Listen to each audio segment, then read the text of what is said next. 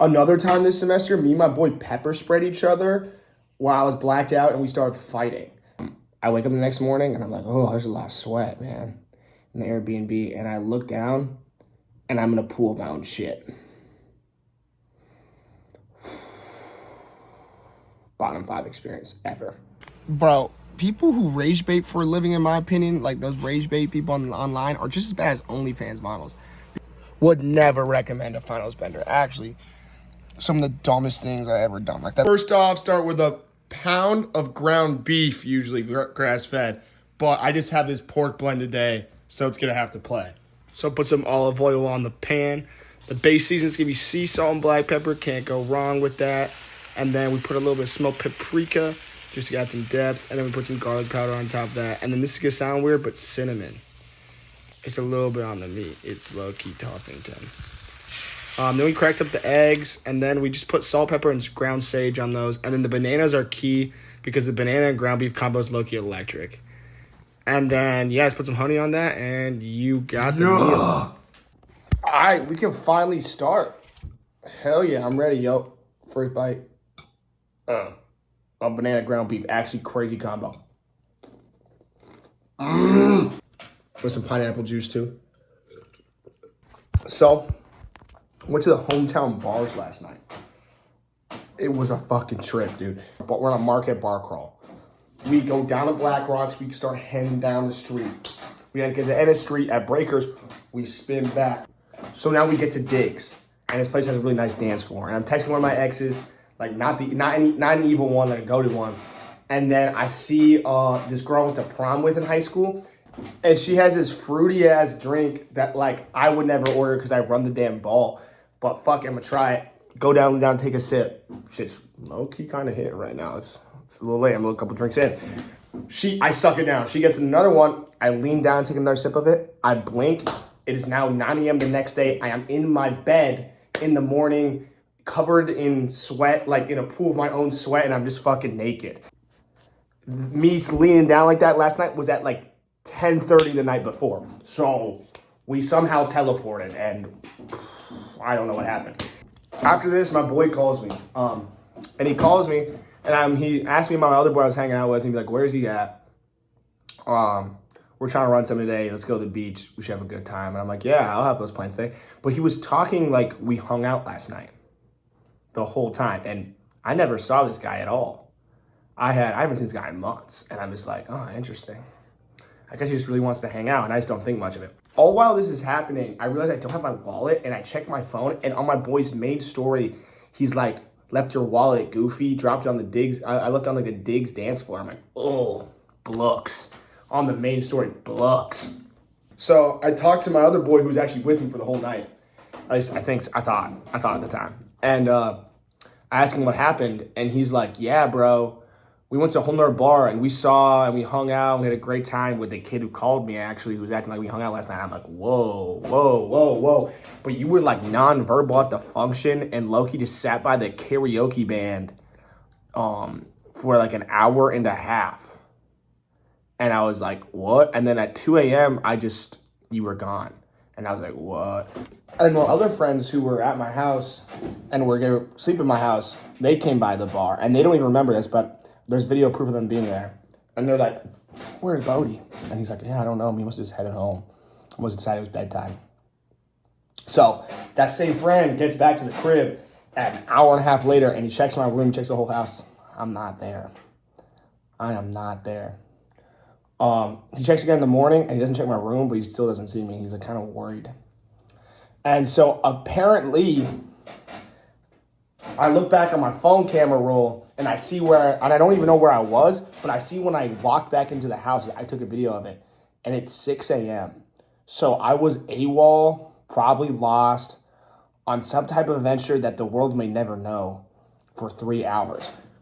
And then I presumably went to bed, and then eventually woke up hammered, and was fine. But I realized, and then I woke up and I was fine, but I could have died low-key. Because, like, I'm thinking about it, and I'm like, I had no idea where I was for 3 hours. My friends lost me and were not going to find me. And, okay, there was this kid over the winter who fell through the ice after leaving a bar during the winter, and he ended up passing away, and that's really sad. Bless his heart, and pray for his family. But I realized in my head, he was likely in a similar situation. His friends lost him, and he was blacked out and started wandering for 3 hours, but he just accidentally ended up falling in the ice, and it was so cold, and it was such bad weather. That's why he ended up dying. And that's why I realized, dang, dude, I could have died. I was like, if that was in the winter, I might have been cooked. Like, I was really blacked out for 3 hours. That's absolutely the same tech. And I'm like, dude, just drinking is dangerous. And like, it's hell of a drug. And like, it's like not like that, like super cool and promote a whole lot, because it can be crazy, bro. Like, that's not the only way you can die from alcohol either. You can like choke on your own vomit. I mean, you know how many times I've like vomited in my sleep before, and it's like, dang, I could have died. And it's just wild, bro. Like, just be careful out there, and God bless. Stay safe, y'all. Yeah, but after that existential crisis, like, I've been thinking back on the year, so I might just like see some stories from the year. Number one, I went to Portugal for New Year's. That was tough. Loki like smoked darts, like with sardines and wine in the morning every day, and it was just wow. This whole trip, I felt I committed to being so obviously and unapologetically American the entire time. I'm so serious. I was carrying a football high and tight through the entire flight and airport, quote unquote, showing the Europeans how to have some ball security, and like just tourist maxing. And when we got to the Airbnb, there were these kids down the street that would play every day. And they were playing soccer out there, but I eventually like taught them how to play football. And then they were running around, running routes. I taught them to snap the ball, how to run the ball. And we ended up just giving them the football. So now those kids just have a football. Like, that's that real American imperialism. I am spreading the American way of life to other countries. I was like, wow. And I bet like those kids had a great time. I hope they're doing well. I had a Drewski Roll Tide Willie shirt with the American flag on it. And I wore jorts like the entire trip. In fact, I was at this soccer game and I wore American football jersey, number one, Roman Wilson, Michigan jersey. So I even wore something like American flag related or football related. Every day I was wearing jorts hella. I had some camo. And it really just comes down to like, I think as a tourist, you're supposed to respect their culture and take it all in, but you don't gotta LARPism. And I'm totally fine with everyone knowing that I'm American. But I'm here to respect your culture. Like when I was at that soccer game they call football, I wasn't ever telling them, oh yeah, you should call it soccer. Like, come on. Don't be a douchebag. They have their own culture just like we have our own culture. You need to respect that. And why would I try to change it as a foreigner? Disgusting. Absolutely not for being a bad tourist or just a negative impersonation of American, or like a bad American. That's what they call it. Like someone who's like mean and really just snobby. But I'm just gonna be myself, and I'm gonna be really kind to you, and you're gonna be surprised because you might think as an American I might be a douchebag, but no, I'm gonna be really kind, and I'm gonna show you so much love. But you're gonna know I'm American, you know. Anywho's, the wheels eventually fell off this Portugal trip. You know, I went to this Catholic miracle spot. It's called Fatima. That's a whole story, but it's a really beautiful story. But we visited there. It was a great time with DK. Prayed, saw the church. It was awesome. But I fasted for 24 hours for that. Like no alcohol. I think only water, no food. And I didn't know at the time because I wasn't eating, but I was dealing with stomach bug.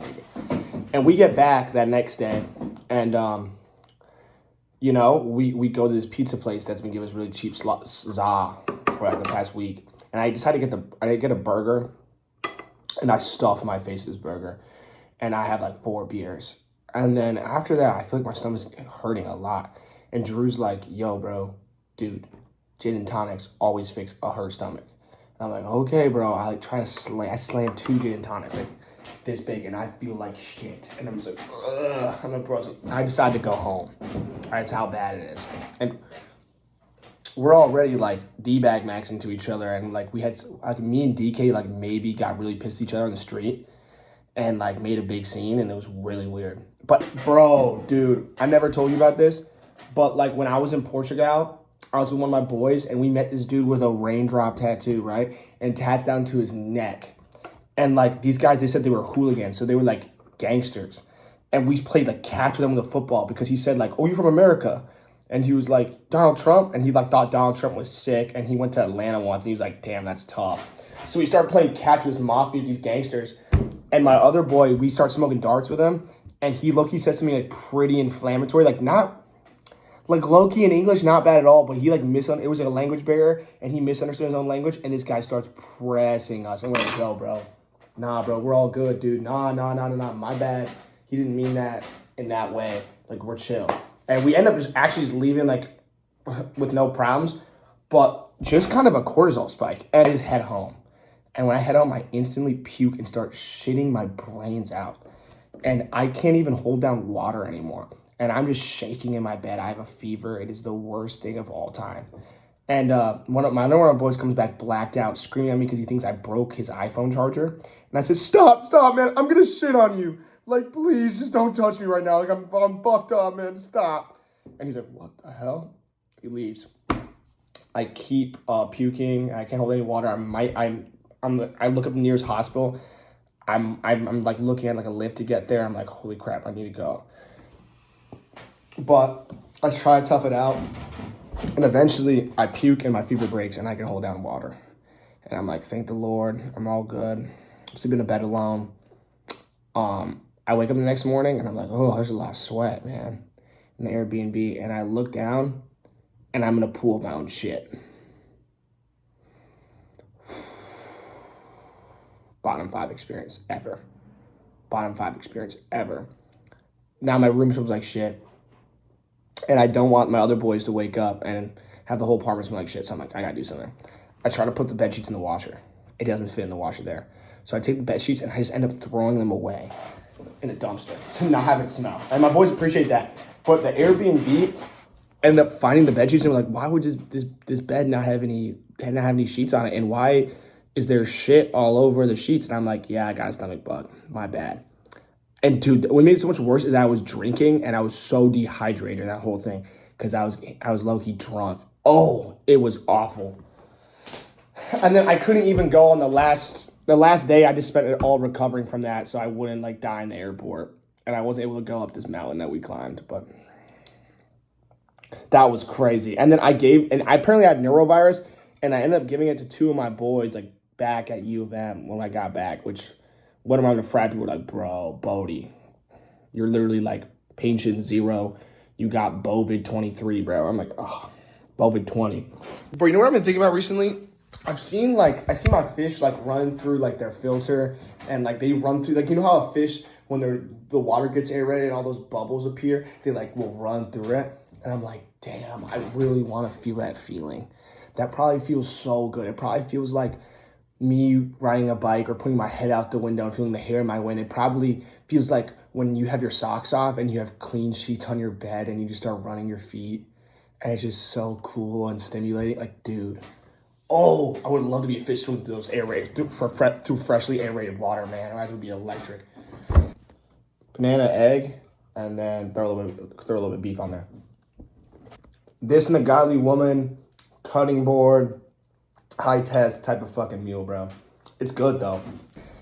But yeah, so me and my ex, we broke up during this Toronto trip. It was like a formal, but like I kind of knew it was over going into that, and like I had that vibe, so I didn't hang out with her at all, and I just hung out with my boy, who was my roommate sophomore year in my frat, and we had the best time ever, dude. We went to this Blue Jays game, and we were just yelling, rooting for the Oakland Athletics, and we're like, go green, go white, and dude, you think Canadians are nice? But people in Toronto, they do not keep that stereotype. Well, actually, considering that Toronto's like their New York City, if those people were New Yorkers, I'd be like, wow, these are the nicest New Yorkers ever. So actually, Canada's a very nice country with nice people, because that's like their D-bag central, like Toronto. That's like the New York of them. So actually, like, they were actually really kind, but the fans were being like, what the fuck are these guys doing? Like, what are we doing? And then it was the 8th inning. It was like the 7th inning, and the Athletics hit a grand slam. And my boy stands up and says, it's over. See you guys tomorrow. And just walks out. And I was like, okay, screw it, I'll walk out with you. And, dude, actually, the Blue Jays end up making a comeback and winning that game in extra innings, which was crazy. But, dude, it was just so funny. Like, him exiting that statement was so hilarious. And then we went to the club, and he starts talking, we're in the 6'3" girl. And I was like, this is electric. And we're in the mosh pit. And then these 6 guys, we leave our VIP section to go to the mosh pit. And these 6 guys from, like, another frat at MSU literally all just, like, start causing a problem with us. And we, like fight back in the altercation. And the bouncer kicks us out because we're easier to kick out because we're only 2 guys. And now we're just, like, in the middle of Toronto, just stranded. And we had to, like, Uber back to the hotel. It was so chopped, but, like, actually a great time. I can't even complain. Another time this semester, me and my boy pepper sprayed each other while I was blacked out, and we started fighting. Like, more context. Okay, so I had this pepper spray from freshman year, because freshman year I'd walk around, like, campus at 4 a.m. alone, and I would go, like, different parts of across Ann Arbor, and I'd go to this place called Bandimer Park, and there would be these homeless people that are just, like, in the tents, and I actually step over one, like, while they're sleeping, and I'm like, dang, I'm just all alone, and I'm in these places where, like, I'm by the train tracks, like, we're gonna see, maybe I should keep some pepper spray on me. Love the game. I haven't used it in 3 years. I never had a problem. I think also because, like, low-key, as a black man walking at, like, 3 a.m., a black dude, like, you're low-key the predator. Like, people are, like, more scared of you, but who knows. But, yeah, I haven't used it. It's about to expire. So I soft launched my boy, like, yo, let's pepper spray each other, bro. Like, let's, like, pepper spray each other and just for the love of the game to see how it is. And he's like, no. But it's 3 a.m., someone gets me a BAC, one of those BAC trackers. I clock in at a .27. I have no recollection of the events that happened. This is told for me by my other boy. But essentially, yeah, after this, it's blackout season. My boy, to Rage Baby, applies for a Mossad internship and also talks about how everyone in the 2008 housing crisis deserved to lose their homes because they didn't work in Wall Street and they should have just worked in Wall Street. And then, like, we start arguing about it for an hour, and he's, like, he's trying to defend his points, like, as just a rage baby. And, okay, actually, he didn't even pepper spray me back. I just pepper sprayed him. Like, I just get really mad, and he sees this flicker in my eye, like, something changed in my eyes. And he's like, and I just get the pepper spray, and I spray in his eyes and dump the whole clip. And he's like, what the hell? And I realized, like, oh, damn, he was just trying to rage bait me. He was kidding. And this was, like, while I was blacked out. And I was like, I feel really bad. So I just sprayed the rest of the clip in my own eyes. And then we ended up wrestling, and then he's a guy who gets really easy bloody noses. And I'll show the aftermath, but he just got really bloody nose. And that was 30 minutes after. That was 30 minutes after we were on the ground. We were in the middle of this function. Like, the function just ends. This is the post game. And people just see us on a beanbag in the middle of the hallway, be like, like damn near cuddling each other. Just be like, and people walk by like, what the hell happened? Like, are you guys okay? What's going on? And we were just like, pepper spray. And just like, people are just like, what are these guys doing? Like, why? And so I blacked out for it. So I only remember just being on my bed, and then I get on my bed eventually, and my eyes are just burning. And I'm just like, what happened? What's going on? Like, dude, did somehow the pepper spray get in my eyes? Who knows? And my frat Little walks in, and he walks in the room, and the room's full of pepper spray. Because, like, we pepper spray each other in my closed room. And he just he's like, okay, he doesn't get something. He's like, he loves something in my room. He walks in, and he's just like, And, like, because the pepper spray instantly just hits his eyes, and he just drops to the ground, and he doesn't get up for the rest of the night. Like, he ends up sleeping there in the pepper spray. And, like, bro, it's bad. The next morning, I itched my balls, and I got pepper spray on my nuts while I take a shower.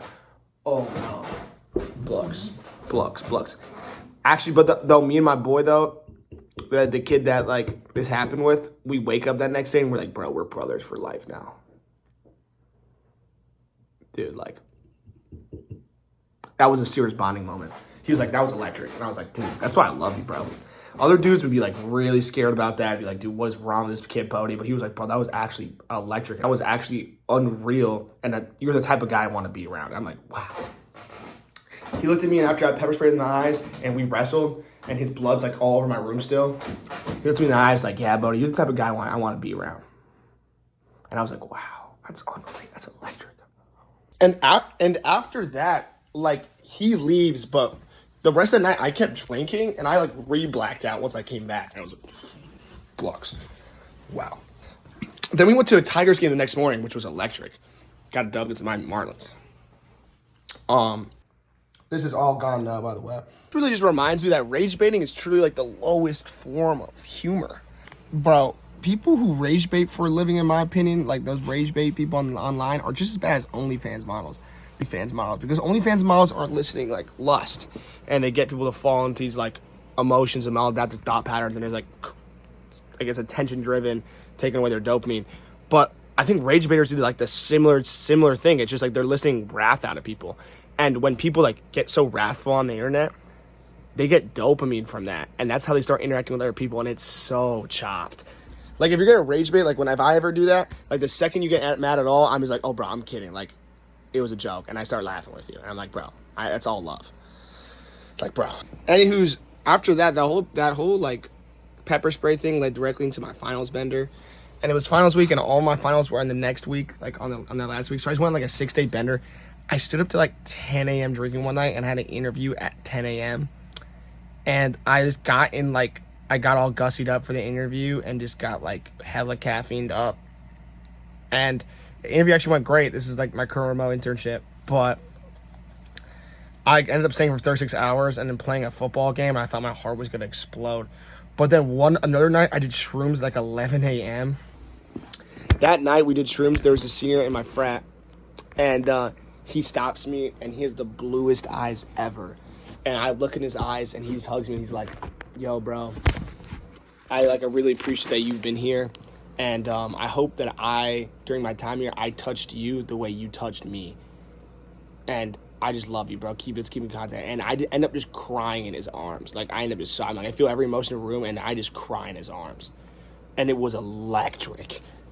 And then I did shrooms another night, and me and the same kid I mentioned, my roommate from sophomore year of my frat, we sat in my laundry room and did my laundry, and he just said everything he hated about being roommates with me and how he thought I was seriously depressed and, like, what's wrong with you? And I'm like, whoa. And we just sat there staring at each other for, like, a large portion of the night. And then we had an alumni golf outing the next day, and we stood up for all that, and he's like, bro, why'd you convince me to do this? I've been up for 35 hours now. Why? Why? And everyone in the frat was like, Bodhi, what are you doing? It's finals week. And I'm like, bro, I'm drinking. Then after finals, I did like shoot like 3 times that week. It was actually so chopper dawn, bro. But during those, like that week, I ended up staying up like 3 of those days. And bro, I didn't recover from that until like weeks later. Just would never recommend a finals bender. Actually, some of the dumbest things I ever done, like that locking in that happened after that week, was like generational, and it worked. But bro, and I'm trying to recall more about that week, but really that entire week is just like a blur. Like, just remember playing football, staying up for like 3 of those days, just being in shambles, but still pushing and having a great time. Like, I was playing die every day, hit a little lift, like, but in shambles. Anywho's, that's it for today's episode. I hope you have a great day, and God bless. I love y'all.